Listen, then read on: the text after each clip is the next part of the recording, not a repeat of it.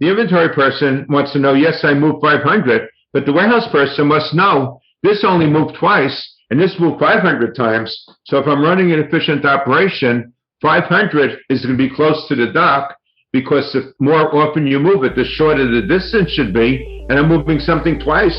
Put it in the back of the building. I'm just making 2 trips during the course of that month.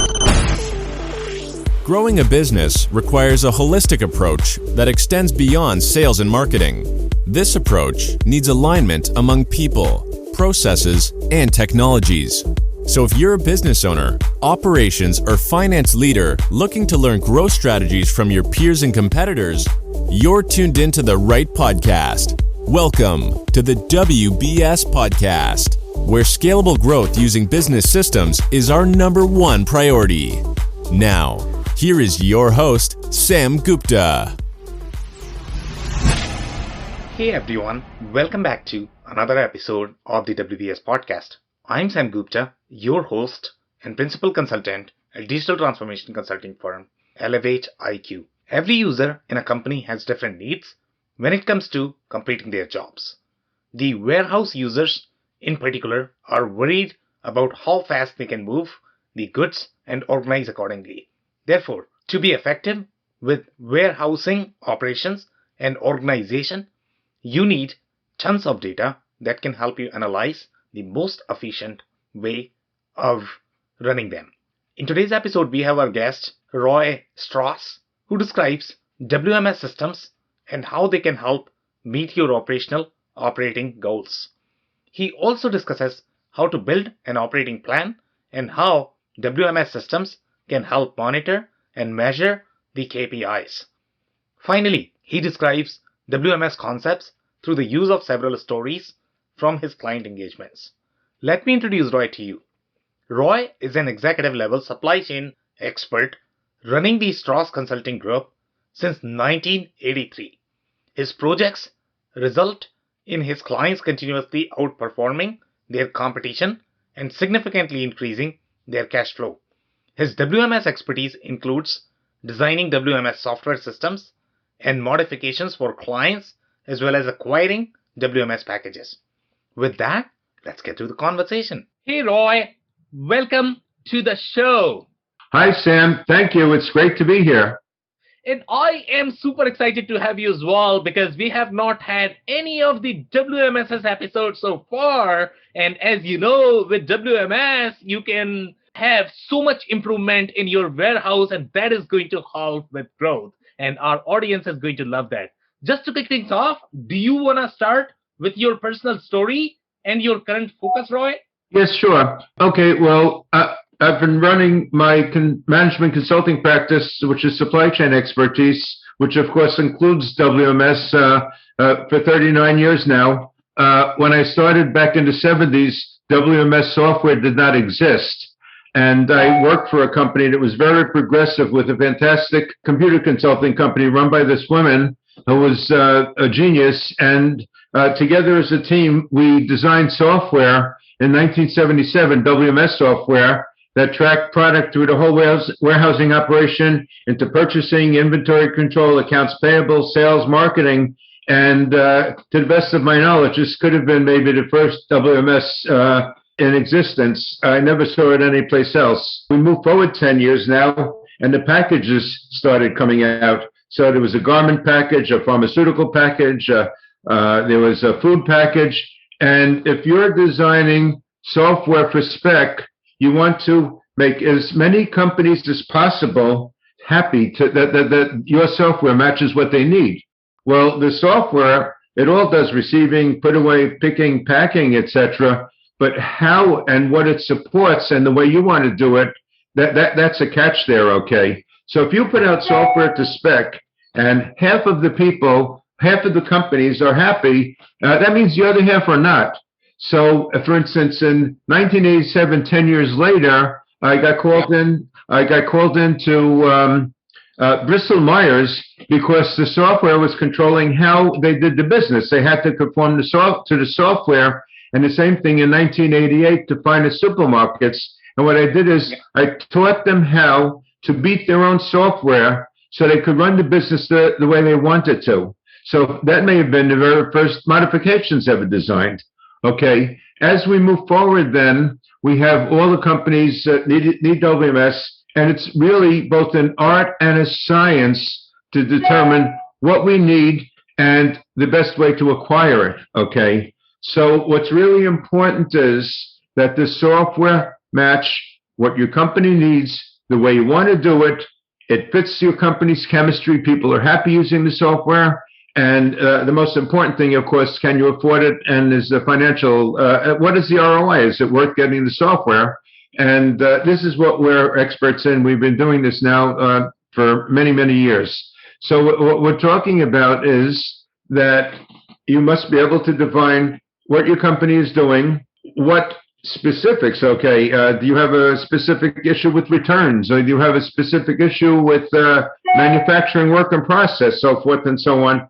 And the request for proposal must really define what you need, and your ability to judge the responses from the software providers. You must have that capability. You must be capable of comparing apples to apples. And if you can't do that, the worst thing that could happen is you have a bad implementation. And the most important thing you can do is, A, know what you need, B, put it together in a proposal, C, have the means to judge how well the proposal fits your need, D, compare one vendor to another, and then internally in your company, get a sign-off from all the key stakeholders. You don't want the president of the company to buy the software and then the warehouse manager says, I can't use it. When you're setting up your request for proposal, you want to start at the lowest common denominator, okay? How are they picking orders? Is there an issue with the packing table? Do I have a problem with I send it to manufacturing and we never see it again? And you work your way up. So what you're really doing is talking to the users, getting what they need, and then presenting it to management, and then with management, agree as a team, and then present it to the president, the owner of the company, whatever, so you get total sign-off by everybody in the company. And the same thing will apply to implementation later on, where we need sign-off from everybody. They all have to be part of your team.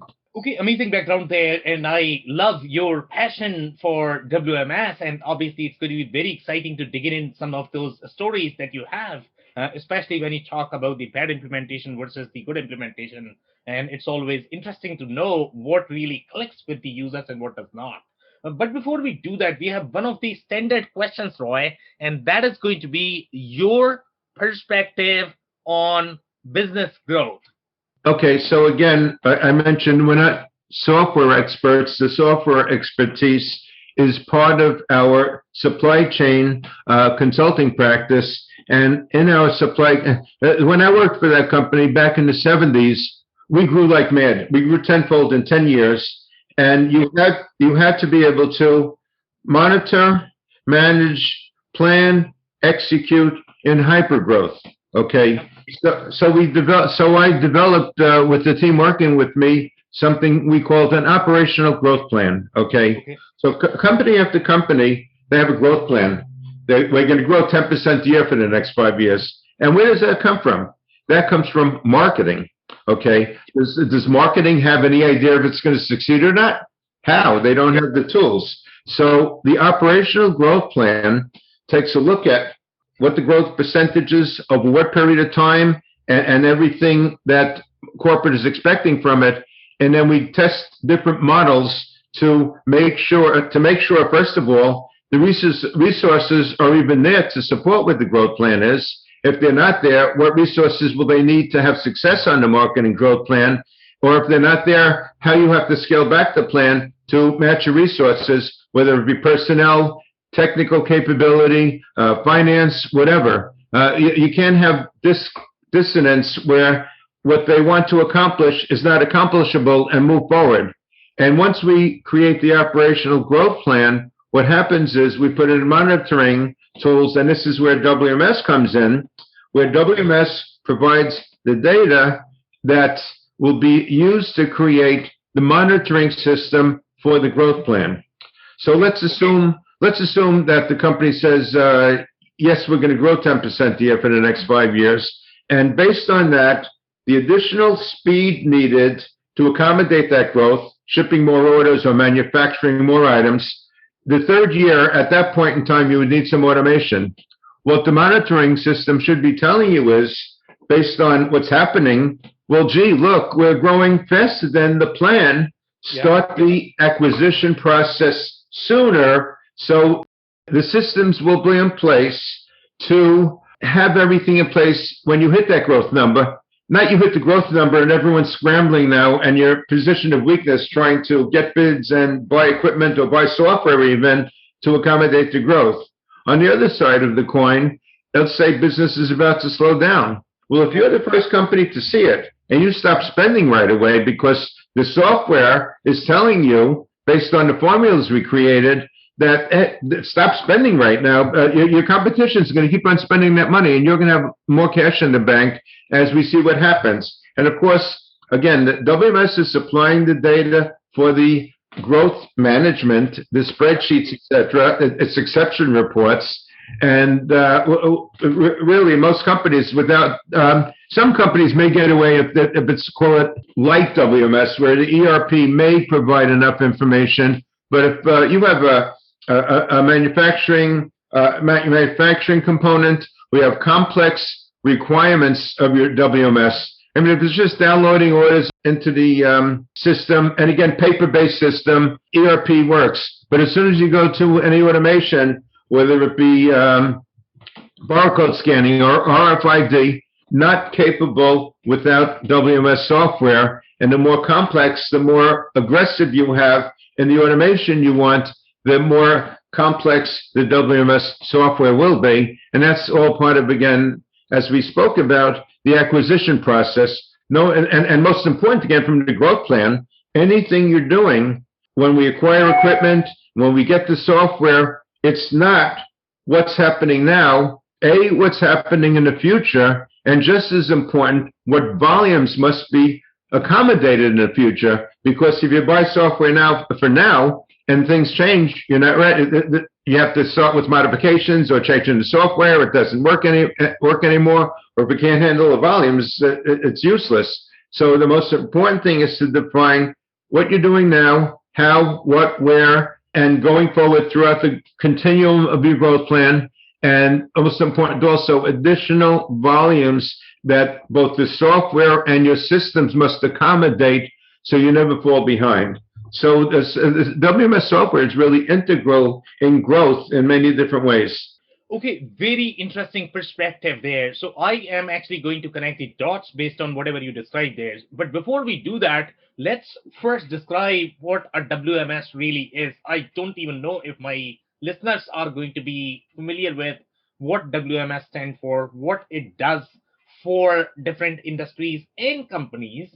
And then the other things I would like you to touch on is going to be the operational plan that you mentioned. And then you mentioned that WMS helps in monitoring the operational growth plan. So if you can talk about different KPIs that I am going to be noticing as executive in the growth plan, and what are those KPIs that WMS is actually going to help me in monitoring. Okay, thank you, Sam. So back to your initial question, WMS is warehouse management systems software. And the purpose of it is every company has an ERP, whether it's SAP or some simple off-the-shelf system. Yeah, I mean, without an accounting, without sales, you can't run a company, okay? Yeah. And most ERP companies are deficient once you go from the wall between the office and the warehouse, or the wall between the office and the manufacturing center. So again, most ERPs, not the off-the-shelf ones, but like an SAP or whatever, they can download orders into the system and they can upload the results of the orders, but it's going to be manual, very time consuming. When you're manual, every time something happens, I read something, I write something, I touch something, you have an error rate of maybe 1 to 1.5%. We're human beings, we're not perfect. So when you could go to barcode scanning, just simple scanning system, it's simple. Again, barcode scanning could be a simple WMS, but it gives you the capability that almost every ERP can to do the barcode scanning.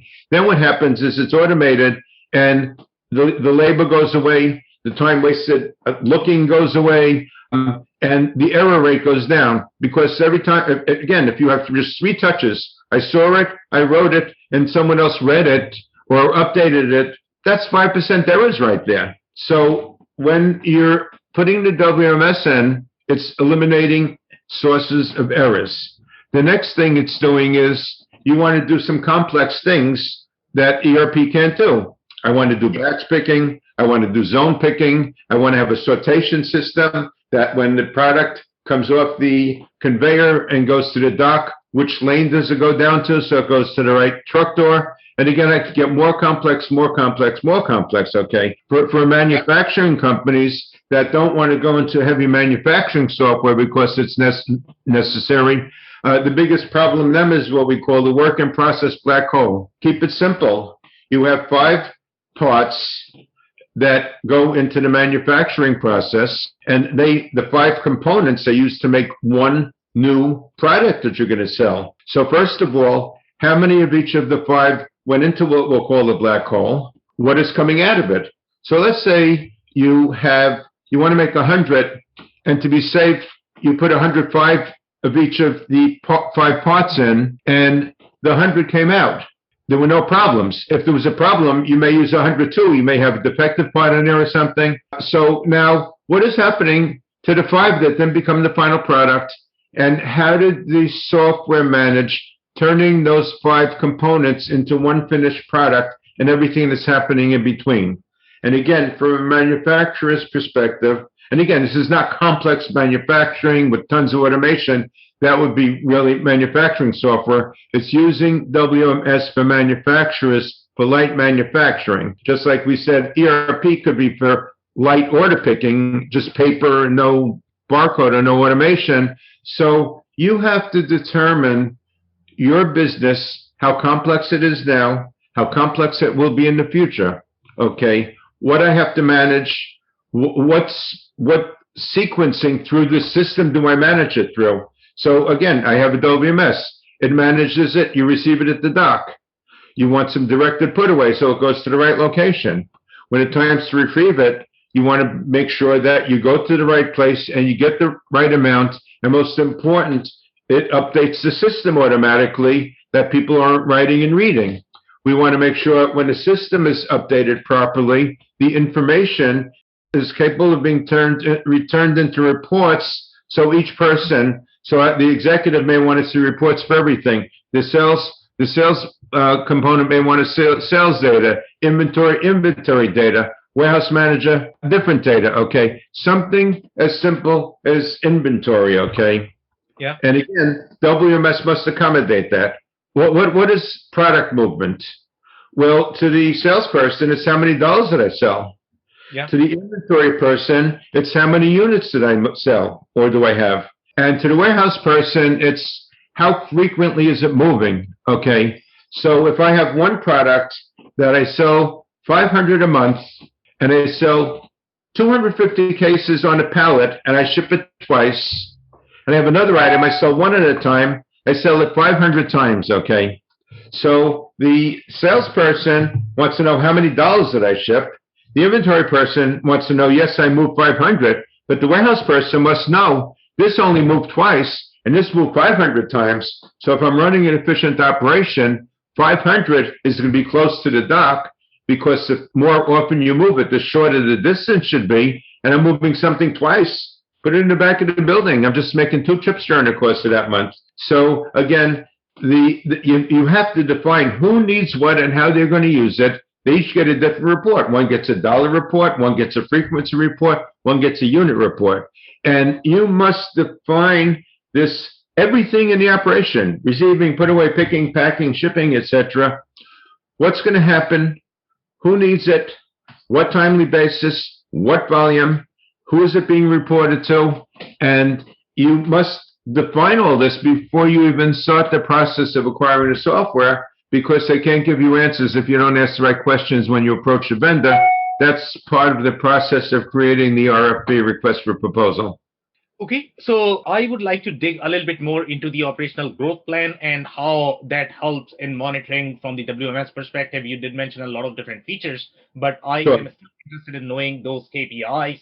When you talked about it in the context of the operational growth plan, okay? Yeah. So what happens is we determine that this is the growth plan. And again, it's simple, so I'll use it for our example, 10% a year over 5 years, okay? So what does that mean? Well, if I take 10% and compound it over 5 years, it turns out to a 1.62 ratio.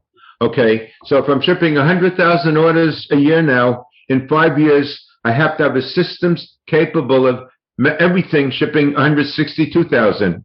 If I'm manufacturing 100,000 widgets, I have to manufacture 162,000 widgets. Okay, so in round numbers, it's going to be 1.6 over the 5 years. But of course, you're managing it over the 5-year continuum. So the first year may be 1.12, the second year may be 1.24. So what we're doing is we're taking a multiple of your current data now, and each year, this is the volume I must have, this is the volume I'll be shipping or volume I'll be manufacturing. So I must have the right systems and operations in place to give you the speed I need. I may, based on that, what equipment do I need? Based on that, what staff do I need? Based on that, how much space will I need? If I'm shipping 1.6 more in 5 years, well, if I have a 100,000 square foot warehouse, do I need a 160,000 square foot warehouse 5 years from now? And if that's the case, I better be planning on that basis. What I can't do is run out of space. You don't know how many clients I work with that had no operational growth plan or anything like it, and the product is in the aisles. And that means you can't get to the stuff you have to pick. You can't get to receiving. The whole operation bogs down because they didn't plan enough space. Or when they another issue, or when they initially took the building, they took the wrong building for another time. But the building is part of the profit center based on layout, based on column spacing, based on where the trucking doors are. One building will support your operation and the other one is an inhibitor. It becomes constraint management, okay? So again, what the operational growth plan should be showing you over the growth continuum, how much space will it cost, with what equipment will it cost, with what staff will it cost, with what IT resources. You know, it could be the software they have now for the first year or two can handle the volume, but then you have to upgrade your software. Again, but again, if you don't have the WMS to tell you what the data is, you're not going to be able to measure it. And of course, again, what systems and processes to continually handle the speed volume requirements to meet your customers' shipping requirements, so to get everything on time without mistakes and make your customers happy. So let's talk about the WMS systems a bit more. And I am going to be talking more from the differentiation of the vanilla ERP system versus the ERP system or the WMS system designed for the distribution business. Now, when we look at some of the KPIs, and if we look at these vanilla systems that may be designed for many different businesses, but they might not be able to meet the requirements of the distribution business. So one of the KPI that I am going to mention here is going to be cost per pick. Okay. So now if you look at your vanilla ERP system or the WMS system, they might not be able to support things like, cost per pick, because let's say if you are in the manufacturing business, you might have a tiny mini warehouse, or you might be shipping, let's say, one good per month or one good per day. You don't necessarily worry about, cost per pick because you are not picking as often. But in case of distribution business is very different. The margins are very low. You are in the business because of your efficiency. Okay. So you need to make sure that you are measuring these KPIs such as cost per pick. In case of manufacturing business, it's going to be a different costing element that's going to be your product cost that you measure, what is it costing to manufacture a specific good. But in case of the distribution, you don't worry about the manufacturing costing. You worry about distribution costing. You worry about the distribution planning. So what are some of the KPIs and the planning parameters that you have seen that are extremely specific to the distribution business? Okay, so that's an excellent question, because what you just did is you asked the question that is the key component of the request for proposal when you seek to acquire software from a vendor, okay? Yeah.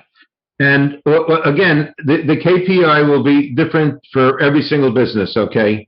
When I start a new project, what is the key to the business, okay? One business may succeed because they're great at selling. One business may succeed because they're great at buying. One business may succeed because they figured out a way to manufacture that no one else can do it, and it puts them heads above the competition. So what's really important here, when we do the request for proposal, we go through every step of the operation, and for each department, what is the KPI?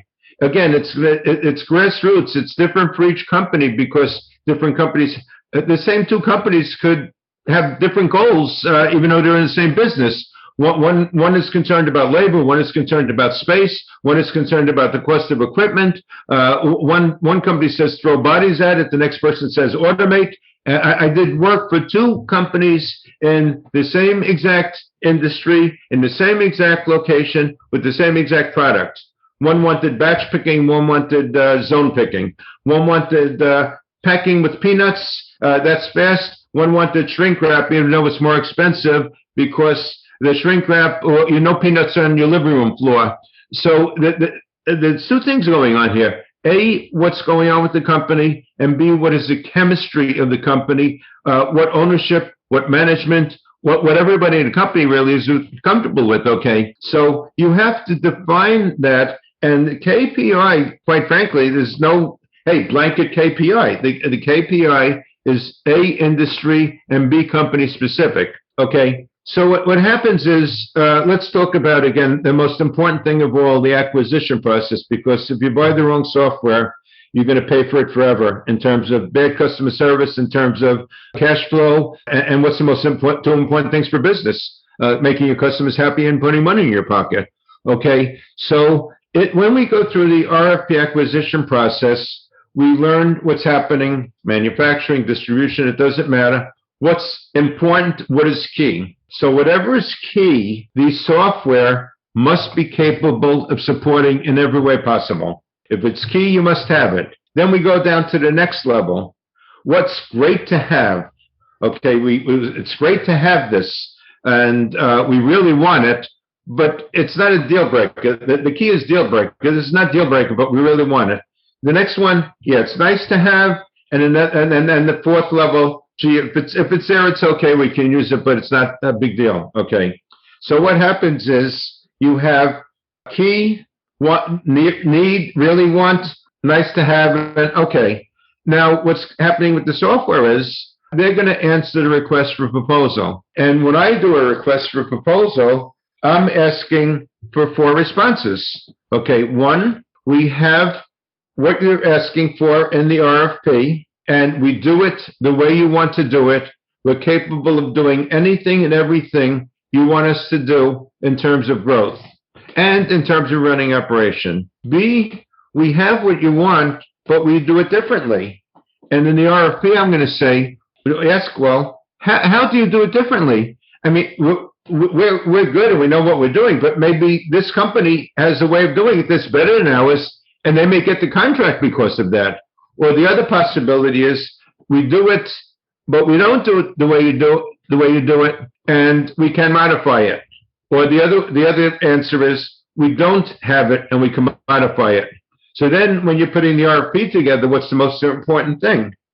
First of all, how much will the modification cost? I did work on a project where the modifications cost more than the software, and we went with a different company, of course, once we got that response. But just as important, how long will it take for that company to produce those modifications, implement them, and have it working seamlessly with your company in the WMS implementation? Because if it's going to take them a year to do it, and you have a 6-month schedule to get your software in, then you can't use that company. And of course, the last one is D, we don't do it, we don't want to do it, we can't help you, okay? And now, when you get the responses back, and you're looking at, yes, we match, or yes, we can modify, and the modification meets what you want from modifications, which companies have the most of those with the most of, we must have it, it's great to have, so forth. And that's how you go through the process when you're matching what you need the most and who has the most of it to narrow down from maybe 8 vendors or 10 vendors you started with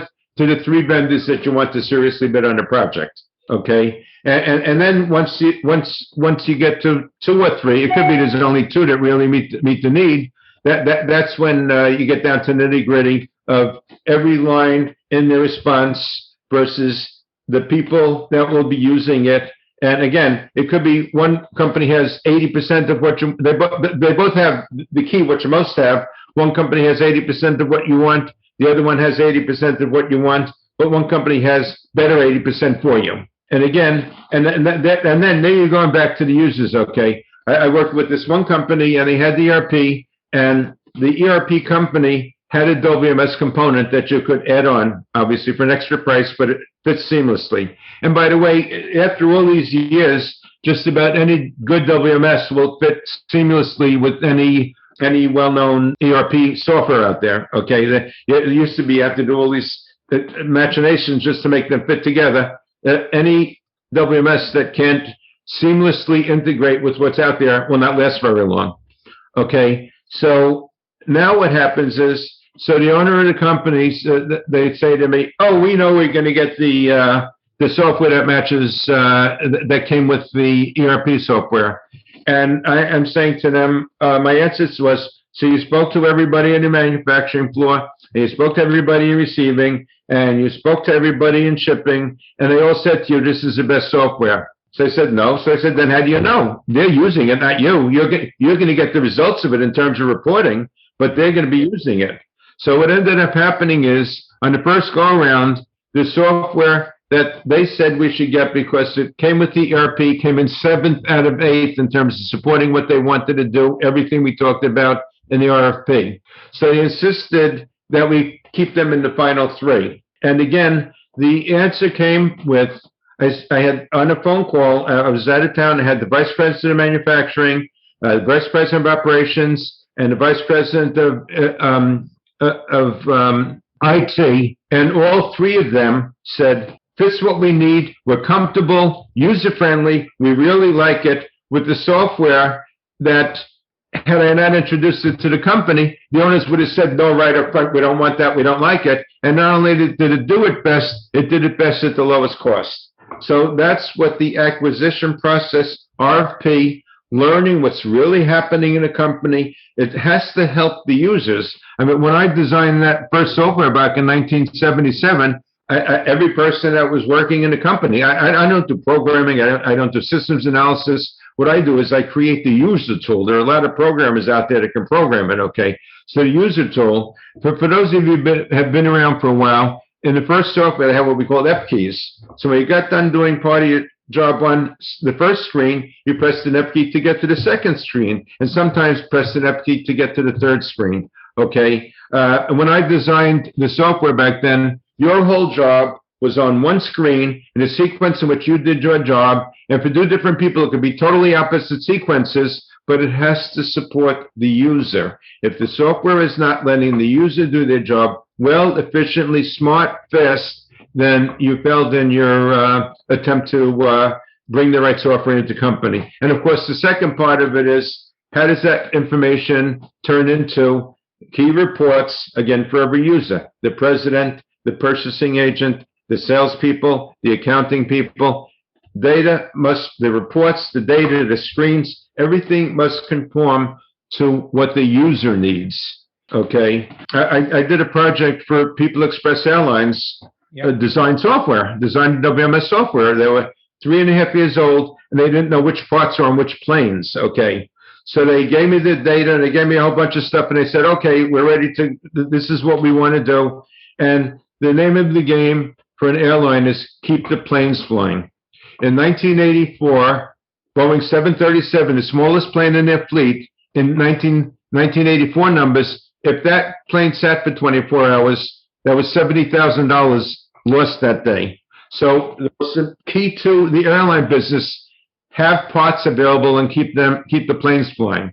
But you can't keep all parts. I mean, everyone's not going to keep 747 engines around if you have an engine failure. So the software I designed had to support keeping the planes flying. So for instance, they had part in Pittsburgh and they had part in Florida. So they said, oh, just get it from Pittsburgh. No, the software I designed went into the flight schedule, and we said, oh, gee, there's a plane coming in sooner from Miami rather than Pittsburgh, because you don't store every single part in every single location of the operation if it's an expensive part. So my software went as far as looking into the schedule and saying, no, we get it from Miami, not Pittsburgh, it's closer. But it also looked at, is there one at the repair station down the block? The big things like the engines, they borrowed from each other. Does the next airline next door have one? They owe you one, or you could borrow one. So the software let the person responsible for keeping the planes flying have every bit of information possible to keep the planes flying as quickly, efficiently as possible, and keep the cost down. Again, that was the key to that business. So again, just to summarize, it's the user that's going to define what has to go into the acquisition process of the data, information, so forth. And it's the user of the reporting system that you're going to define each one. Again, like we said, the inventory needs a different report than the salesperson, the accounting person. So you have to go to the user, how the software is going to support how we do our work. And then we have to go to the user for what reports, information, data has to come out of the system. So every key stakeholder, or every user in the company for that matter, has what they need at the thing. And not only they have the data, they have it when they need it. It's available to share, or just, security based on only this person gets that report. Any and everything that's key to the company, the software must be able to support what they're trying to do. All right, Roy. That's it for today. Do you have any last-minute closing thoughts? Yes. What I would suggest is, if you do not have experience in the process, if you don't have a full understanding of your business, okay, a company came in and said to me, okay, we're ready for the software. And what happens? Well, how does the software support picking? So I said to the warehouse manager, how do you pick orders here? I don't know, everybody does it differently. Okay, so how do you get software to support everybody does it differently? Okay, again, it's not, my company is WMS as part of supply chain. And what every company should be doing is, every job has the best way to do it. I don't care if you're receiving product, you're picking orders, you're doing something in the office, is the best way. It's called best practice. So what I did with them was, took them through the whole company, best practice for every single job. So we knew how they would do it, with what tools, anything else they needed to do the job well. And that's what went into the RFP. So first of all, don't start the acquisition process unless you have a best practice, because how does I'll be funny, how does the software support spaghetti? Okay. The second thing is, you have to have people that are experienced in buying. Okay. You don't send a novice buyer in to buy complex software. Okay. And quite frankly, on your first attempt, if you have no one in the company, whatever it would cost to have expertise, whether it be someone like me or a software person, whatever, but must understand the whole complex of the whole thing, you're not going to be able to achieve your goal of the right best software, support all the users, lowest cost possible, make your customers happy, unless you have everything lined up properly. So don't start the process unless you're prepared properly, and be ready to know what you have to do with the information, the bids when they come back, have a process and system to be able to compare the companies, to be able to compare apples to apples, and really know what you're doing in selecting the right company, and know which team you must put together. Like I said, users, vice presidents, whatever, to make sure that their needs will be satisfied, to make sure you get the right software. And if you can do that, fine. If not, don't start the process without getting help, because you get the wrong software, you pay for it forever. Like I said, I had to go in and teach people companies how to beat their own software, because it wouldn't let them run the business the way they wanted it to. And that's the last thing you need. Or the last thing you need is the software, 3 years from now, it won't handle the volumes anymore. Yeah, it can handle 500,000 orders, but it can't handle 2 million orders. Or, gee, it can handle this level of complexity, and we just went beyond that level of complexity, and now you're either getting modifications, getting new software, but what you're certainly doing is failing when that happens. So 2 things: A, do it right. be avoid failure. That's my final summary. Okay, amazing. And my personal takeaway from this conversation is going to be that distribution business is extremely unique, and you need to define that operational growth plan and find out what you are going to be monitoring and how WMS is really going to help you monitor those KPIs. If you want to make sure that your operational plan is going to deliver the way you have planned. On that note, Roy, I really want to thank you for your time. This has been a fascinating conversation. Thank you, Sam. I really appreciate you inviting me to join you. This is I really had fun. This is very enjoyable. Thank you, Sam. I cannot thank our guests enough for coming on the show, for sharing their knowledge and journey. I always pick up learnings from our guests, and hopefully you learned something new today. If you want to learn more about Roy, head over to scg4u.com or follow him on LinkedIn. Links and more information will also be available in the show notes. If anything in this podcast resonated with you and your business, you might want to check other related episodes, including the interview with Chuck Coxhead from Procensus, who discusses warehouse mobility trends in the enterprise and SMB markets. Also, the interview with Kevin Lawton from the New Warehouse podcast, who discusses why standardization plays a key role in inventory planning. Also, don't forget to subscribe and spread the word among folks with similar backgrounds. If you have any questions or comments about the show, please review and rate us on your favorite podcasting platform or DM me on any social channels. I'll try my best to respond personally and make sure you get help. Thank you, and I hope to catch you on the next episode of the WBS Podcast. Thank you for listening to another episode of the WBS Podcast. Be sure to subscribe on your favorite podcasting platform so you never miss an episode. For more information on growth strategies for SMBs using ERP and digital transformation, check out our community at WBS.rocks. We'll see you next time.